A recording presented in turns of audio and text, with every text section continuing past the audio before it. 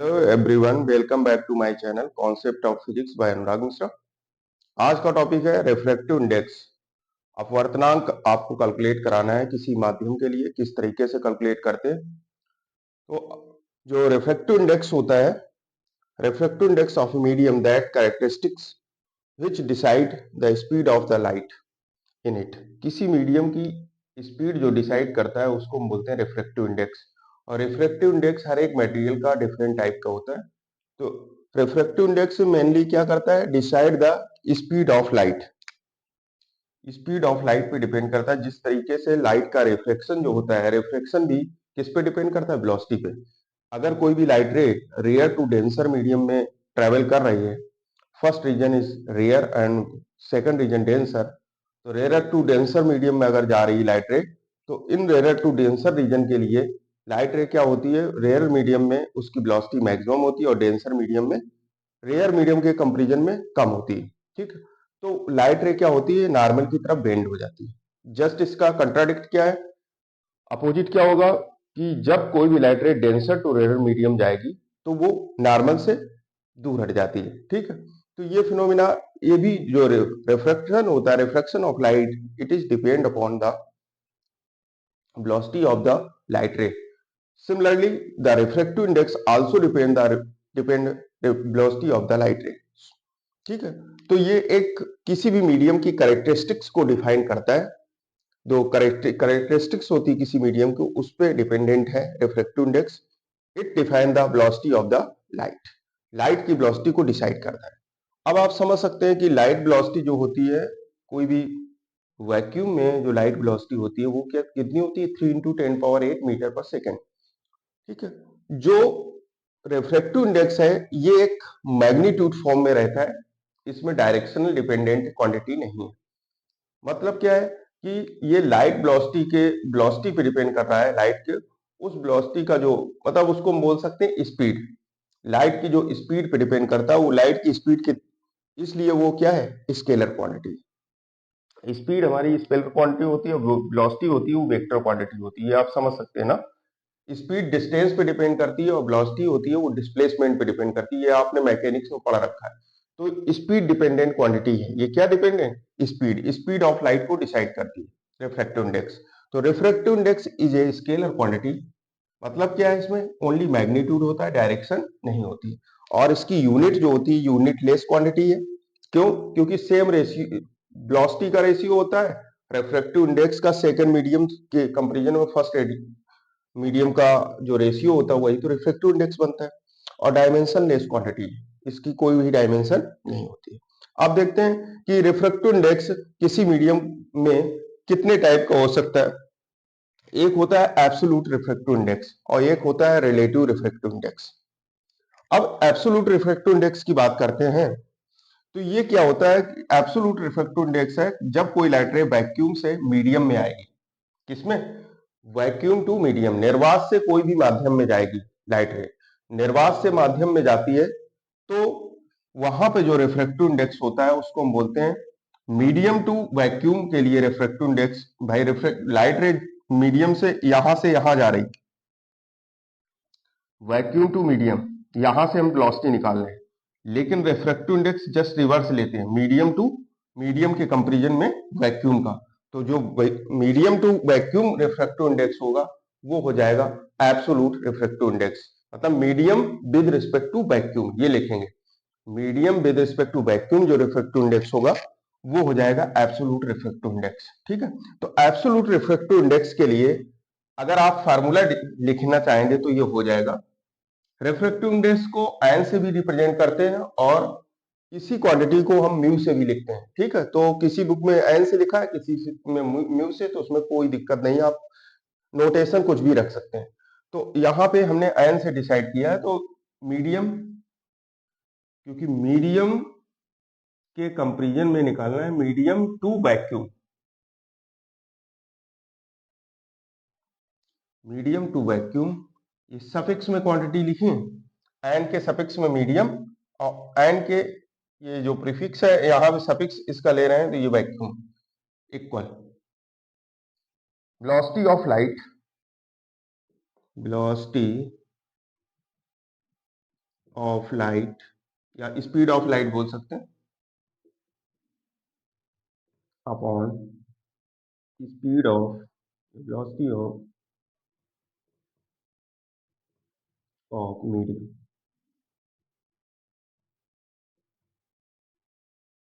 ठीक है, यहाँ पे वेलोसिटी की जगह आप स्पीड लिख सकते हैं क्योंकि ये स्केलर क्वांटिटी है, इसलिए यहाँ पे स्पीड से डिनोट कर सकते हैं। स्पीड लिख सकते हैं speed of light upon speed in medium, क्योंकि स्पीड हमारी क्या है scalar quantity, speed of medium. तो स्पीड ऑफ लाइट क्या होती है सी से रिप्रेजेंट करते हैं, तो यहां से आ जाएगा रिफ्रैक्टिव इंडेक्स जनरली हम रिप्रेजेंट करते हैं एन से, तो ये जो एब्सोल्यूट रिफ्रैक्टिव इंडेक्स है इसको हम एन से लिखते हैं, n equal speed in of light c upon v. Medium की स्पीड कितनी है वी। मतलब क्या है, इसको हम इस तरह से समझ सकते हैं कि कोई भी लाइट रे, ये इसका ट्रांसपेरेंट मीडियम है और यहाँ पे लाइट रे इंसिडेंट कर रही है, तो जस्ट इसका परपेंडिकुलर जो सरफेस होगी वो नॉर्मल हो जाएगा। ठीक है, अब लाइट रे हमारी सेकंड मीडियम में जा रही है, अगर ये डेंसर है तो नॉर्मल की तरफ बेंड होगी, अगर रेयर मीडियम है तो नॉर्मल से दूर हट जाएगी। ठीक है, तो सपोज दैट ये लाइट रे जा रही है, यहाँ पे वेलोसिटी इसकी, ये अगर वैक्यूम मीडियम है तो इसकी वेलोसिटी सी होगी। वैक्यूम में लाइट की वेलोसिटी वैक्यूम में सी होती है, सी इक्वल टू होता है 3 × 10⁸ मीटर पर सेकेंड, और ये वेलोसिटी मीडियम की है। यहाँ पे हमने कोई भी मीडियम लिया, वो ग्लास भी हो सकता है, एयर भी हो सकता है, कोई भी मीडियम हो सकता है।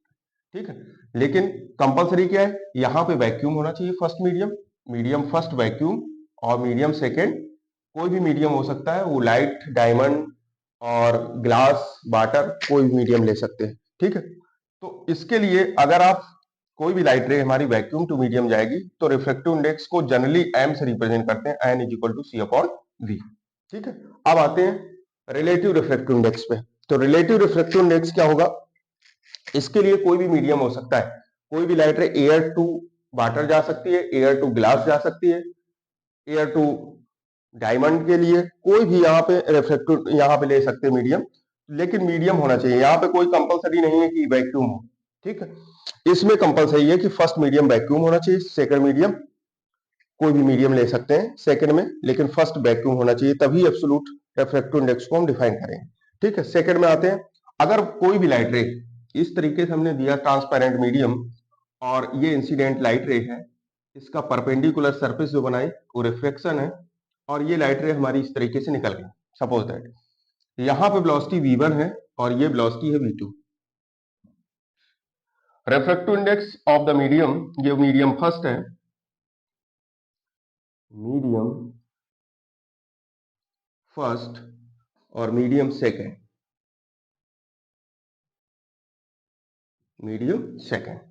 तो first medium to second medium light ray जा रही है, तो फर्स्ट मीडियम का रिफ्रैक्टिव इंडेक्स आप ले सकते हैं और सेकंड मीडियम का रिफ्रैक्टिव इंडेक्स, तो इसको हम लिख सकते हैं, रिफ्रैक्टिव इंडेक्स को हम डिफाइन करते हैं 2 to 1, सेकंड मीडियम के रिस्पेक्ट में फर्स्ट मीडियम का रिफ्रैक्टिव इंडेक्स। तो क्या हो जाएगा, इसको दोनों वेलोसिटी का रेशियो कर देते हैं v1 अपॉन v2। तो आप समझ गए होंगे, इसीलिए यूनिट लेस क्वांटिटी है, दोनों स्पीड का जो रेशियो है v1 अपॉन v2, इसीलिए डायमेंशन लेस क्वांटिटी है। तो यहाँ पे आ सकते हैं, इसको हम लिखेंगे कैसे, क्योंकि सेकंड टू फर्स्ट का रेशियो लेते ना, तो सेकंड से फर्स्ट का रेशियो जो हो जाएगा, तो 1 and 2 को हम लिख सकते हैं क्या, इसी को हम लिख सकते हैं n2 upon n1। Second to first होता है, सेकंड मीडियम का refractive index upon first medium, क्योंकि रिवर्स ऑर्डर में लेते हैं। अगर light ray first medium to second medium जा रही है तो refractive index second medium upon first medium, तो सेकंड मीडियम का रिफ्रैक्टिव इंडेक्स क्या है n2 है, और फर्स्ट मीडियम का रिफ्रैक्टिव इंडेक्स n1, तो n2 अपॉन n1 इक्वल हो जाएगा v1 अपॉन v2। ठीक, इस तरीके से लिख सकते हैं। तो ये रिफ्रैक्टिव इंडेक्स डिफाइन करेंगे। जब हम क्रिटिकल एंगल डिफाइन करेंगे तो वहां पे इस फार्मूले का यूज करेंगे, तो इसका आप स्क्रीनशॉट ले लें। रिलेटिव रिफ्रैक्टिव इंडेक्स में लाइट रे फर्स्ट मीडियम आपने रेयर मीडियम लिया है, सेकंड मीडियम डेंसर है, तो first medium to second medium light ray travel कर रही है, ये ट्रांसपेरेंट मीडियम है। ठीक है, जो इसकी बाउंड्री दी गई। ये ट्रांसपेरेंट है। तो V1 फर्स्ट मीडियम की जो वेलोसिटी है V1 है, सेकंड मीडियम की V2 when to towards the normal, मतलब डेंसर मीडियम है रेयर, तो डेंसर जाएगी तो नॉर्मल की तरफ बेंड कर जाएगी, क्योंकि वेलोसिटी क्या होती है, इसकी वेलोसिटी जो V1 होगी वो इसके कंपैरिजन में ज्यादा होगी, V1 is greater then V2। Denser medium में वेलोसिटी ऑफ लाइट मिनिमम होती है, हमने लेक्चर नंबर 6 में आपको बताया था। आप प्रीवियस वीडियो जाके देखेंगे तो वहां पे आपको इसका पूरा डेफिनेशन मिल जाएगी कि किस तरीके से वेलोसिटी डिक्रीज करती है डेंसर मीडियम में। वो आप प्रीवियस लेक्चर आप जरूर देखें, जिससे आपका कॉन्सेप्ट क्लियर हो जाए। ठीक है, अब देखिए first medium to second medium, आपका रिफ्रैक्टिव इंडेक्स यहाँ कैलकुलेट करने हैं। तो first medium to second, light ray हमारी फर्स्ट मीडियम से सेकंड मीडियम में जा रही है, तो वेलोसिटी क्या हो जाएगी V1 upon V2, V1 upon V2, 1 and 2। लेकिन रिफ्रैक्टिव इंडेक्स को बोलेंगे second medium with respect to first medium, second medium with respect to first medium. एक बार फिर से ध्यान दें, क्योंकि जो 1 एंड 2, 1 पहले लिखा जरूर है और 2, लेकिन 2 को बोलेंगे second medium to with respect to first medium refractive index, इसी को लिखते हैं 1 एंड 2। तो इसको लिख सकते हो n2 अपॉन n1। क्या लिखते हैं, n2 अपॉन n1 इक्वल हो जाएगा V1 अपॉन V2। ये वेलोसिटी इस तरीके से आप कैलकुलेट कर सकते हैं। ठीक है, अब आपको हमने यहाँ पे रिफ्रैक्टिव इंडेक्स दिखाया, ग्लास का जो रिफ्रैक्टिव इंडेक्स होता है उसको n सफिक्स में g से रिप्रेजेंट किया है, इसकी वैल्यू होती है 3/2। वाटर का रिफ्रैक्टिव इंडेक्स है NW 4/3 और डायमंड का है 12/5, इसको लिखते हैं 2.4। तो ये रिफ्रैक्टिव इंडेक्स की वैल्यू है। अगर कोई भी लाइट रे हमारी एयर टू ग्लास जा रही है, ANG, एयर से ग्लास, तो एयर का जो रिफ्रैक्टिव इंडेक्स होता है वो n इक्वल टू 1 होता है, इसको एब्सोल्यूट रिफ्रैक्टिव इंडेक्स भी बोलते हैं। एयर और वैक्यूम एंड एयर दोनों के लिए रिफ्रैक्टिव इंडेक्स की जो वैल्यू होती है वो 1 होती है। एयर का थोड़ा सा ज्यादा वैल्यू होती है, लेकिन अप्रॉक्स वैल्यू उसकी 1 ही मानी जाती है। तो NaNG मतलब ग्लास टू एयर के लिए अगर आपको निकालना है रिफ्रैक्टिव इंडेक्स, तो ग्लास टू एयर का रिफ्रैक्टिव इंडेक्स लिखेंगे तो इसको हम लिख सकते हैं NG upon Na, NG upon Na।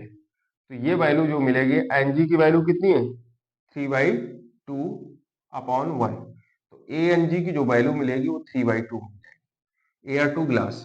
ये सभी refractive index air to glass हमने दिए हैं। यहाँ पे आप इस तरीके से भी लिख सकते हैं, NG जो लिखा है, NG का मतलब होता है ANG, एयर के रिस्पेक्ट में निकालते हैं, water to air, diamond to air. ठीक है, तो एक वैल्यू हमने इसमें बता दी है, जैसे आपको डायमंड टू एयर निकालना है तो इसको लिख सकते हैं AND, तो इसको लिख सकते हैं ND अपॉन Na। जैसे 1 एंड 2 को N2 अपॉन N1 लिखते हैं, 1 एंड 2 इक्वल टू, जो इसको एक्सप्लेन करते हैं 1 एंड 2, क्योंकि second medium to first medium refractive index है, तो इसलिए इसको लिखते हैं N2 अपॉन N1। क्या लिखते हैं, N2 अपॉन N1। जो N के पहले सफिक्स में लिखा होता है, N के बाद में, उसको ऊपर रखते हैं, और जो N के पहले होता है उसको नीचे। तो ए एंड डी जब लिखा है तो डी डायमंड ऊपर हो जाएगा और एयर नीचे, तो ए एंड डी। तो डी की जो वैल्यू कितनी दी गई 12/5, और इसके रिफ्रैक्टिव इंडेक्स कितना 1, तो 12/5 मिल जाएगा। ठीक है, और 12/5 को हम लिख सकते हैं 2.4। ठीक है, तो ये वैल्यू मिलती है। तो इस तरीके से रिफ्रैक्टिव इंडेक्स हम डिफाइन कर सकते हैं। अगर कोई भी रिफ्रैक्टिव इंडेक्स, जैसे ये लिखा है ग्लास का रिफ्रैक्टिव इंडेक्स, तो केवल ग्लास का रिफ्रैक्टिव इंडेक्स ये नहीं है, ये किसके लिए, एयर टू ग्लास है। यहां पे हम आप ये लिख सकते हैं एयर टू। अब ये कंप्लीट रिफ्रैक्टिव इंडेक्स आपने लिख दिया है, तो एयर के रिस्पेक्ट में ही हम निकालते हैं रिफ्रैक्टिव इंडेक्स को, बोल देते हैं कि ग्लास का रिफ्रैक्टिव इंडेक्स इतना है, डायमंड का इतना, वाटर का इतना है। ठीक है, लेकिन वो है किसके रिस्पेक्ट में, एयर के रिस्पेक्ट में। ठीक है, तो ये जो हमने अभी आपको बताया था रिफ्रैक्टिव इंडेक्स वैक्यूम और एयर का, इसी रिफ्रैक्टिव इंडेक्स को हम एब्सोल्यूट रिफ्रैक्टिव इंडेक्स बोलते हैं। रिलेटिव रिफ्रैक्टिव इंडेक्स और एब्सोल्यूट रिफ्रैक्टिव इंडेक्स, तो इसी को हम एब्सोल्यूट रिफ्रैक्टिव इंडेक्स बोलते हैं। ठीक है, अब हम डिफरेंट मीडियम के रिफ्रैक्टिव इंडेक्स कैलकुलेट कराएंगे।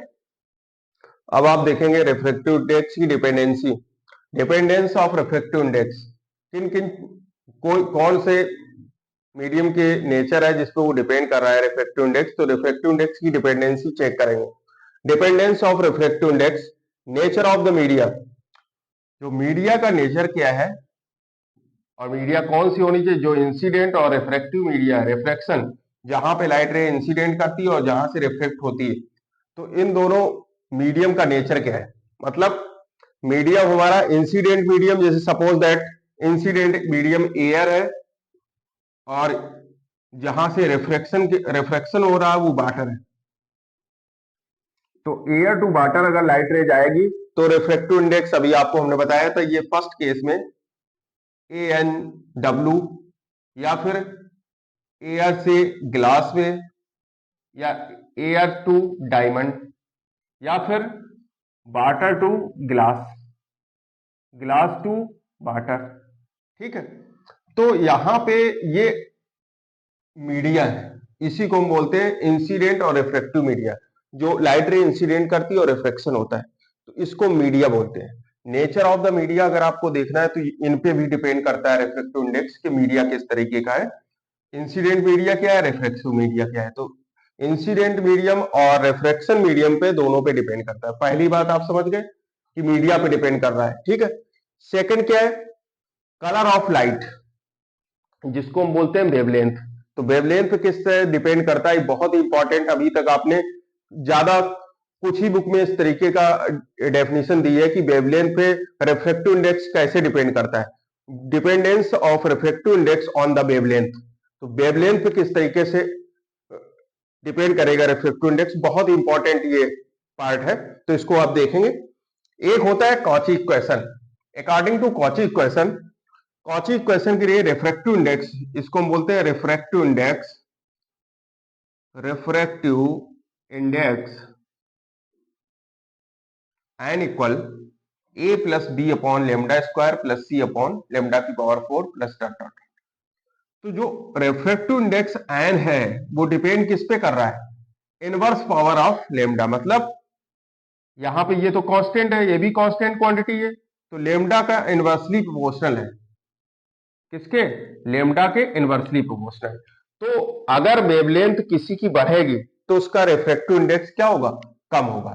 जैसे रेड लाइट की वेवलेंथ, जो विबग्योर का फॉर्म होता है, इस विबग्योर के फॉर्म में यहां से वायलेट से लेके रेड तक की तरफ जाएंगे तो यहां पे वेवलेंथ हमारी क्या होगी, लगातार बढ़ती जाएगी, वेवलेंथ लगातार बढ़ेगी। तो वेवलेंथ बढ़ेगी तो रेड लाइट की जो वेवलेंथ होती है वो सबसे ज्यादा होती है, इसलिए रेड लाइट का जो रिफ्रैक्टिव इंडेक्स होगा म्यू फॉर रेड लाइट, ये होगा मिनिमम या लेस, इसको हम लिख सकते हैं लेस, बहुत ही कम होगा। But in case of violet light है तो वायलेट लाइट का जो रिफ्रैक्टिव इंडेक्स होगा, इसको हमने आयन से रिप्रेजेंट किया, म्यू से भी कर सकते हैं, चाहे जिससे कर लें। किसी बुक में एन से दिया गया, कहीं पे म्यू से दिया गया, तो आप एन से करें या म्यू। तो अभी देखा आपने कि रिफ्रैक्टिव इंडेक्स आप रेड लाइट के लिए हम डिफाइन किया था, रेड लाइट का जो वेवलेंथ होता है वो ग्रेटर होता है कंपेरिजन टू वायलेट लाइट, तो रेड लाइट का जो रिफ्रैक्टिव इंडेक्स होगा वो लेस होगा, क्योंकि refractive index according to Cauchy equation से refractive index inversely proportional to wavelength, wavelength के इनवर्सली प्रोपोर्शनल होता है। मींस वेवलेंथ इंक्रीज करेगी किसी भी रीजन के लिए या कोई भी कलर, क्योंकि जो वेवलेंथ होती है वही कलर डिसाइड करती है किसी भी रेस का। कोई भी लाइट रे है उसकी वेवलेंथ से ही कलर डिसाइड होता है, तो वेवलेंथ रेड लाइट के लिए जो वेवलेंथ होती है वो सबसे ज्यादा होती है, ये वेवलेंथ का इंक्रीजिंग ऑर्डर है। ठीक है, यहां से वायलेट टू रेड की तरफ अगर आप जाएंगे तो लगातार वेवलेंथ इंक्रीज करेगी, यहाँ वेवलेंथ क्या करती है, इंक्रीज करती है।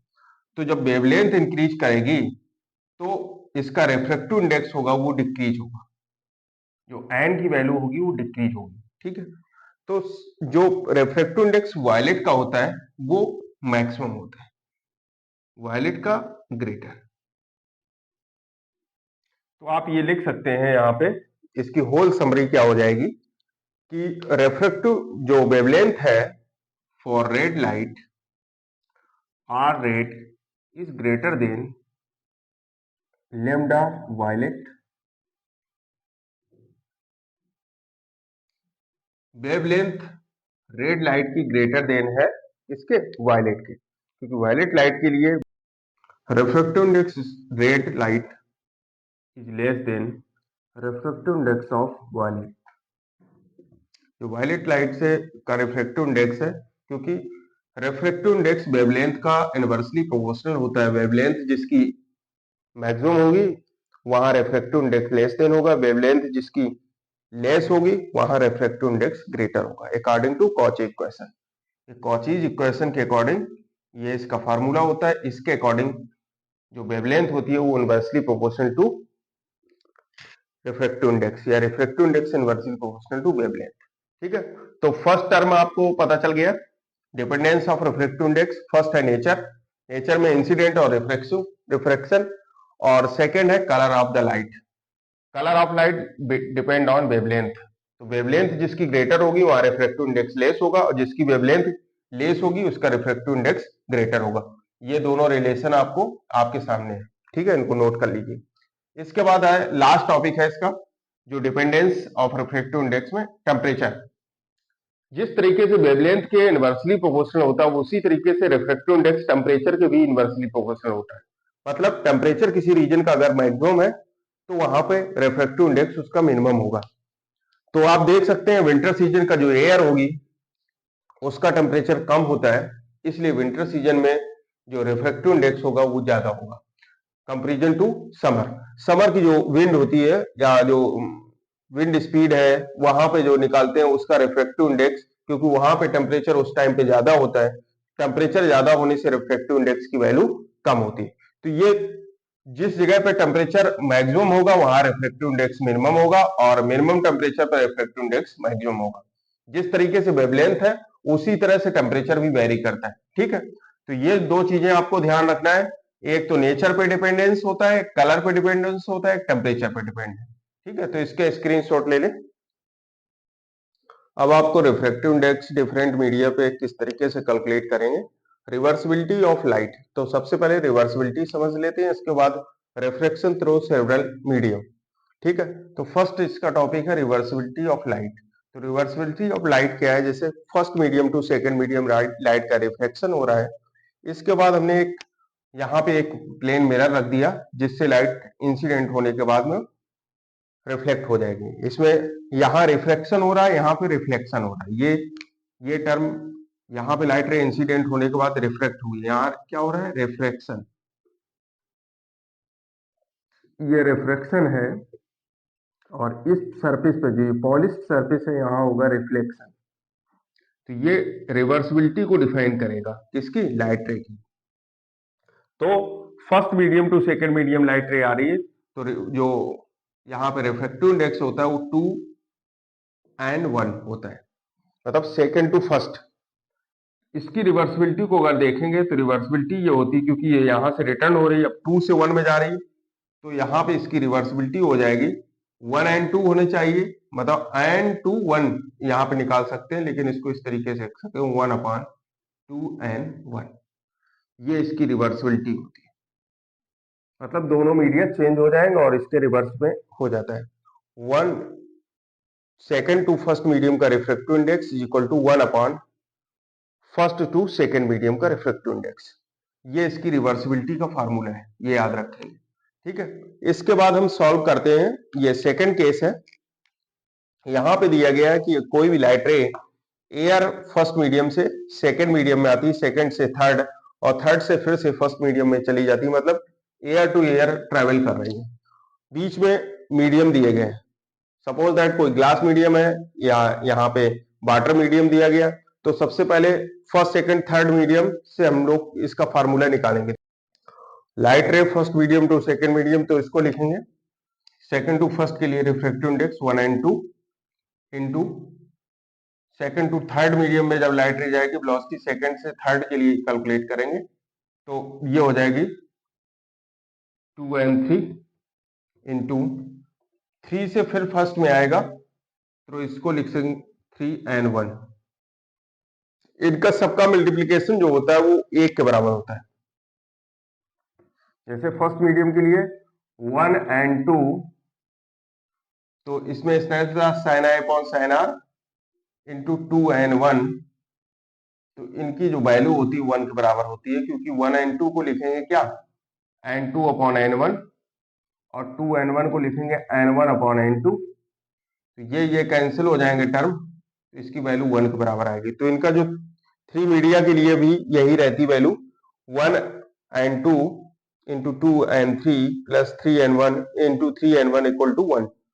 अब इसमें मिडिल के मीडियम की अगर इसकी हमें रिफ्रैक्टिव इंडेक्स कैलकुलेट करना है, तो इसकी वैल्यू आ जाएगी 2n3 equal 1 upon 1n2 into 3n1।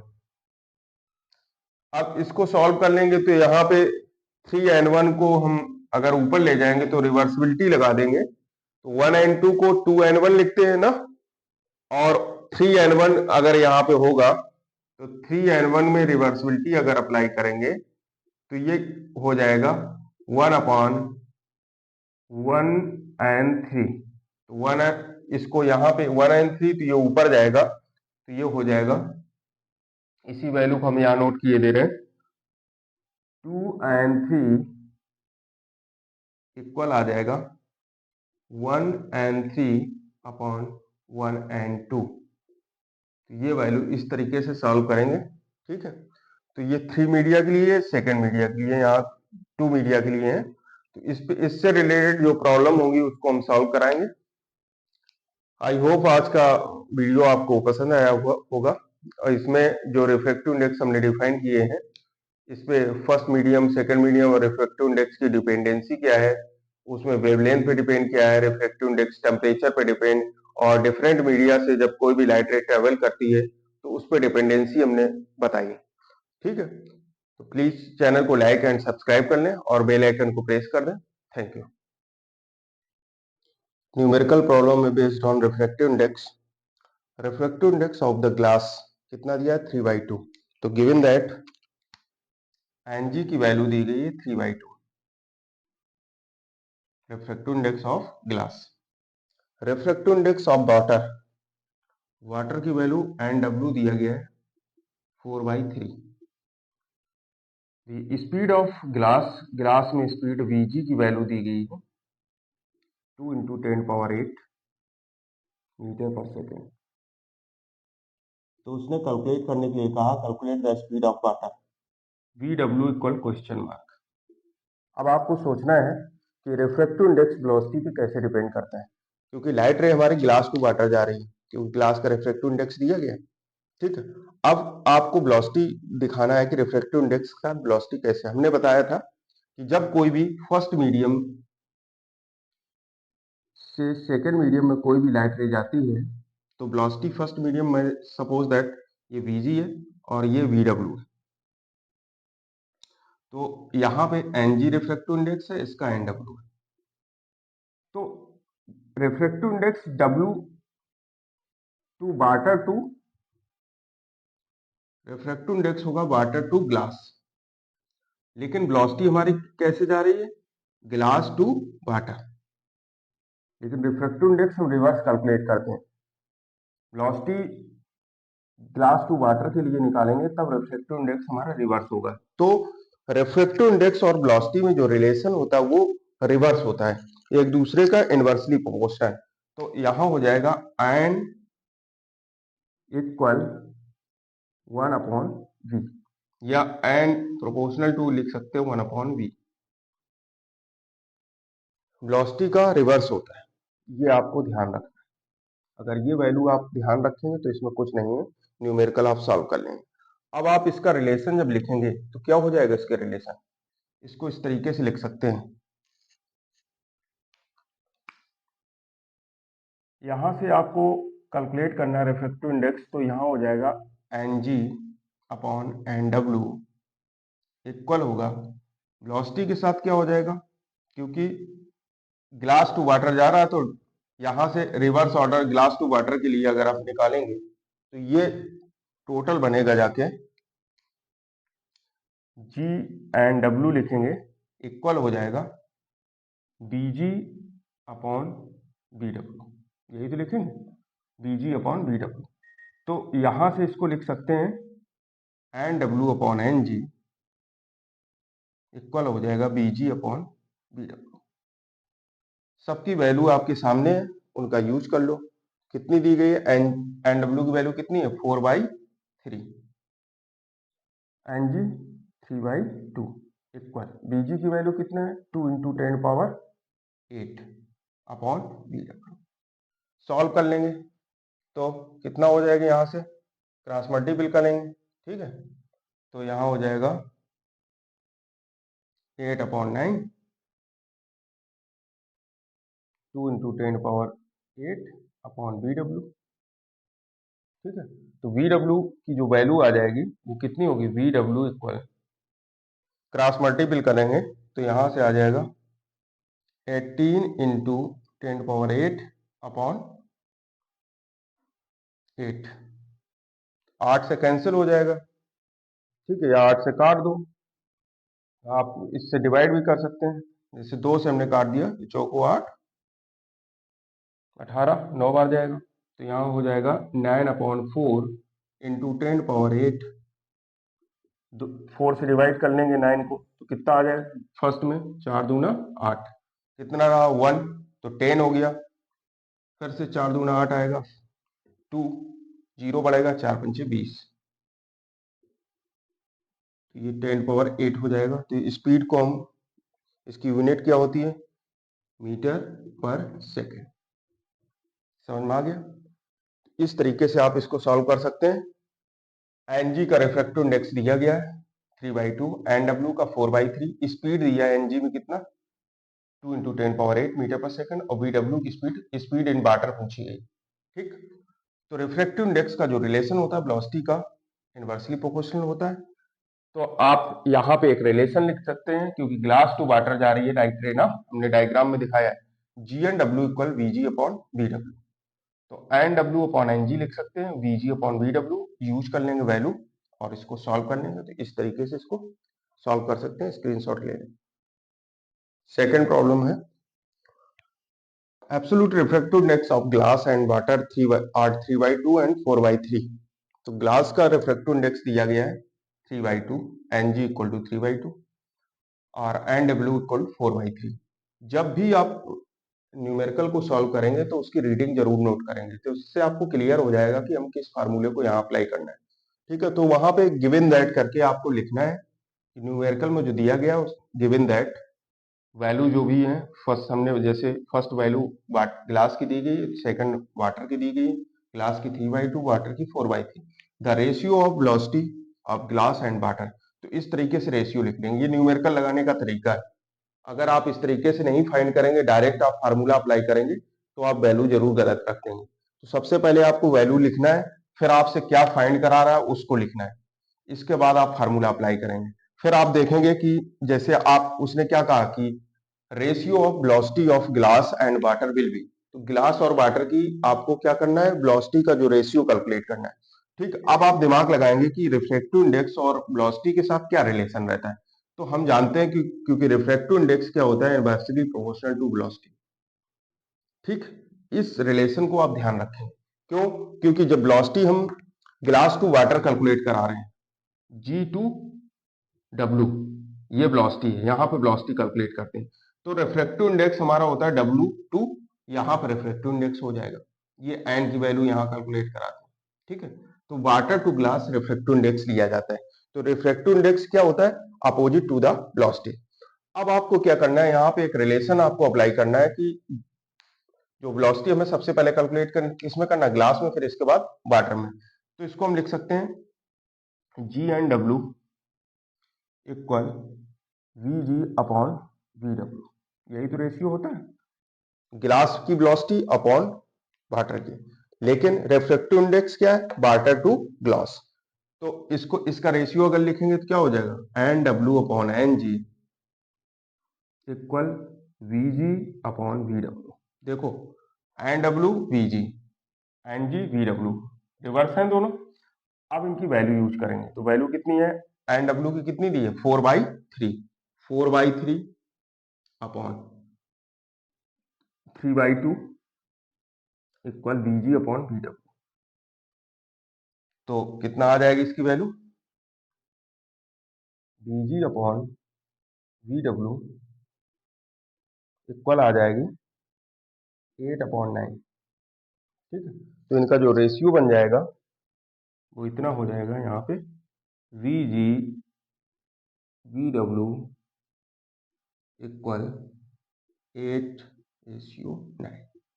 ठीक है, ये आंसर निकल आएगा। ये भी आंसर हो सकता है, ये भी हो सकता है। ठीक है, तो इस तरीके से आपने देखा कि न्यूमेरिकल को सॉल्व करने का किस तरीके से हम अप्लाई करते हैं फार्मूले को। ठीक है, आई होप आपको वीडियो ये पसंद आया होगा। प्लीज पूरे वीडियो को जब आप देखेंगे तो आपको किसी भी प्रॉब्लम में रिफ्रैक्टिव इंडेक्स से संबंधित जितनी भी प्रॉब्लम होंगी किसी में आपको प्रॉब्लम नहीं आएंगी। तो इसलिए वीडियो को स्किप ना करें, वीडियो को कंप्लीट देखेंगे तो आपको ये पूरी मेथड समझ में आ जाएगा। ठीक है, तो चैनल को लाइक एंड सब्सक्राइब करें और बेल आइकन को प्रेस कर दें। Thank you.